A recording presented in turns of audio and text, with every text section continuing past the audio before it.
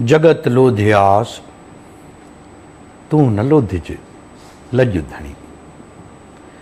जगत लोध्यास तू न लोधिज लज धणी। कच्ची कमीनी कोजड़ी ऐबन भरी हुयास। कच्ची कमीनी कोजड़ी ऐबन भरी हुयास। पलो तो पयास बख्श बदियूं बदकार जूं। लतीफ़ साईं जो बैत पढ़ियुमि। काफ़ी दोस्त चवंदा आहिनि त तव्हां जॾहिं बि लजादार जे बैत जी सादगी सां उन जे मानाउनि जा अखर ॿुधाईंदा आहियो त असां पंहिंजे बचड़नि खे विहारे ऐं उन्हनि खे बार बार इहो जेको तव्हांजो ॿुधाइणु आहे या उनजी थोरी घणी तशरीह आहे उहो ॿुधाईंदा आहियूं।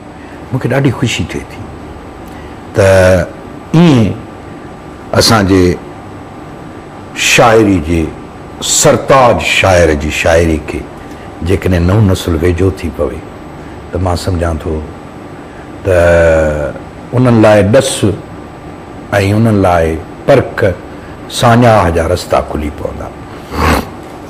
सो ही बैत मूं चूंडियो त ही इल्तिजा आहे इनक्सारी सां आजिज़ी सां पंहिंजे मालिक जे आॾो त जगत जेकॾहिं सॼो जग जहान लोधे छॾे कढी छॾे पर ए मुंहिंजा मालिक हू मुंहिंजा पालणहार हू मुंहिंजा सिरजणहार हू मुंहिंजा परवरदिगार हू मुंहिंजा पिरी तूं न लोधजांइ।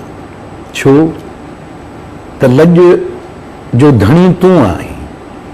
मान मर्यादा इज़त मान शान सभु तो वटि आहे।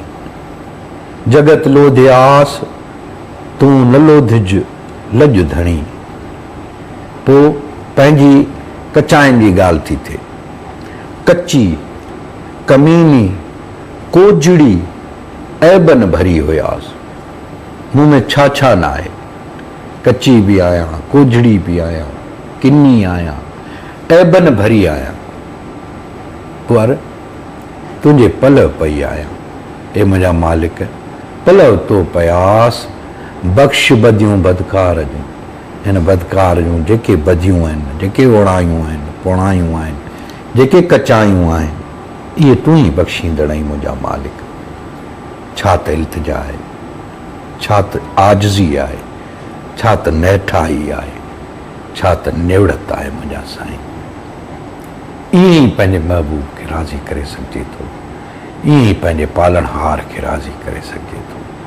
छो त हुन जे आॾो तकबर हठ वॾाई होॾ नथी हले।